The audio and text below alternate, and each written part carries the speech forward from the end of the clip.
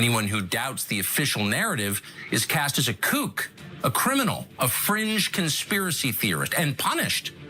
They've been blacklisted and censored and banned, even as the leaders who failed to protect our country on 9/11 use these attacks as a pretense to expand their own powers and permanently transform the United States. Over the course of this investigation, we made numerous findings that shocked us, not least of which the apparent role that former CIA Director John Brennan played in helping bring the 9/11 hijackers to the United States. So I don't know if I'm going to get a strike for this, but Tucker Carlson's got his whole 9/11, investigation thing airing. Anna Kasparian of the Young Turks is over here watching it, reporting on it like, oh, I didn't know that. That's so interesting, blah, blah, blah. And I'm just over here about to lose my mind because I'm old enough to have seen Zeitgeist, the movie, back in 2007 and been like, oh, shit, this doesn't make any goddamn sense. I've known half the stuff they're talking about for, 17 years, 18 years? And then there's this. This right here, I don't know if I'm going to get a strike for sharing this, posting this on here, but this is July 25th, 2001. When you get done watching this, ask yourself, why isn't this guy allowed anywhere on the internet anymore? Like, really? And then hit like, share, subscribe, comment on there if you can. Y'all have a good day. Peace. Hello, ladies and gentlemen. I'm so glad that you could join us today for this Wednesday, July 25th, 2001 broadcast. Tyranny is enveloping the globe, and the United States is a shining jewel the globalists want to bring down, and they will use terrorism as the pretext to get it done. So that's coming up in the second half of the show. Very important information. I'm going to put the call out that you call the White House and tell them, look, we've seen the news stories that you've wanted to blow things up, that you have blown things up, and that you're saying that 4 million of us are going to die and we need martial law and the Associated Press at one of your little drills you had. And that we're aware of who the terrorists are if you pull this. This can stop this Hitlerian Reichstag event. There's a problem, folks. The government is now using that here with Oklahoma City and the World Trade Center, which we have proven in documentaries I've made. General Benton Parton, former head of Air Force Weapons Development, Dr. Frederick Whitehurst, former head of the FBI Crime Lab, Hoppy Heidelberg, grand juror, head grand juror of the Oklahoma City grand jury, threatened at his home by the FBI at gunpoint to shut up about the government doing it. The list goes on and on. The seismograph experts at the University of Oklahoma who got the 2 bombing, the Fed's not releasing the 12 surveillance camera tapes that they had of the so-called truck bomb, the columns being sheared off at the bottom with black blast points from plastic explosives, the rebar disintegrated, pieces of the building blown out across the street, Clinton's approval rating at 32%, 80%, 78% a month after the bombing. The Anti-Terrorism Effective Death Penalty Act passed, basically abolishing the Bill of Rights, creating 60 new federal offenses, reasons to execute you, doubling the size of the FBI and BATF, blaming Christians and conservatives and libertarians with the bombing, and Clinton even blaming talk radio. Why did Hitler burn the Reichstag? Well, he had been elected chancellor, but he wasn't president. To become Fuhrer and to abolish the presidency, to make himself lord of the upper and lower houses of parliament in the Reichstag, he firebombed it. They grabbed a poor, mentally retarded Jewish homeless man off the street, summarily convicted him, executed him, and declared martial law. Now, don't tell me we're not in this system already. I want to put the toll-free number up for Congress. And I won't want you to believe Alex Jones. I want you to go get these news stories off my website. I want you to call these major newspapers. I want you to find out these statements were true by the White House about preparing for martial law. And I want you to let them know that if there is any terrorism, we know who to blame. It's like having a convicted child molester next door to you and your son or daughter gets raped.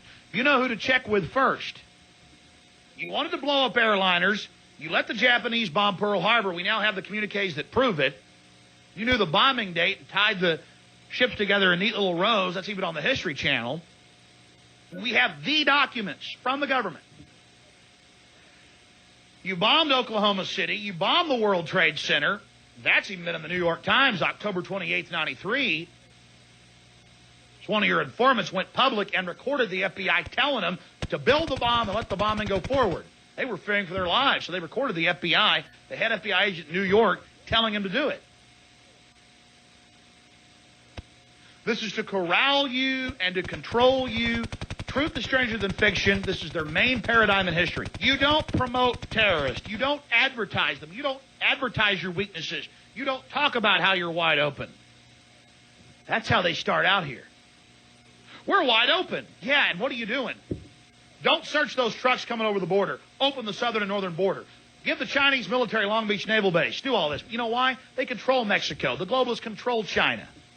It's even on the History Channel now, but I've reported documents that Mao was funded and given the weapons, and Czech wasn't.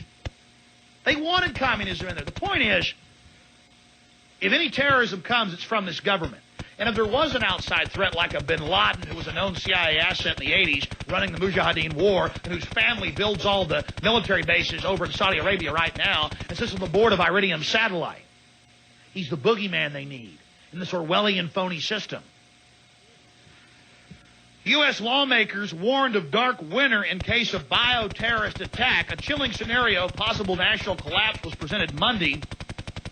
U.S. lawmakers, by a group of prominent security experts, who warned that a biological terrorist attack on U.S. soil could bring the country to the brink of disintegration. The panel, which included former Deputy Secretary of Defense John Harm, Oklahoma governor, and one of the architects of the Oklahoma City building bombing, Frank Keating, his brother wrote The Final Jihad 3 years before the bombing, where a Ted... I mean, this is amazing. Where a Ted McVeigh bombs the Murrah building. God, Keating, how'd you know that? I have a copy. I went to the bookstore. Oh, it's out of print. You'll have to get it for somebody else. The Final Jihad. Keating, how'd your brother write that book? I got so much evidence. And in the start of the book, it says, I honor this to the Knights of the Secret Circle. Oh. A chilling scenario.